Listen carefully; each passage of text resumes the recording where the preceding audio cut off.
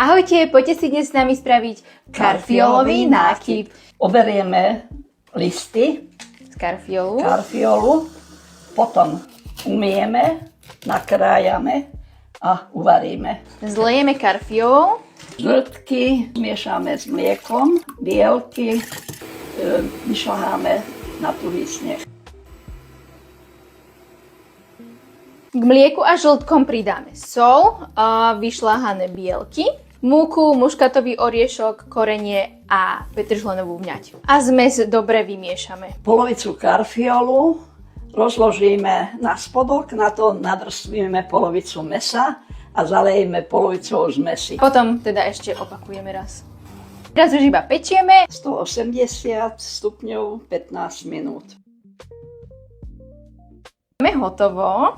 Ideme ochutnať. Trošku sa to rozpadlo, ale nevadí. Vyzerá to chutne. Páči? Čo hovoríš? No, vyzerá to zaujímavo, aj chutí zaujímavo. A koľko z 10 by si povedala tomuto jedlu? No, trošku menej ako 10. Takže 8? 8. Dobre, takže 8-10 máme. A my vám prajeme teda so starou mamou dobrú chuť.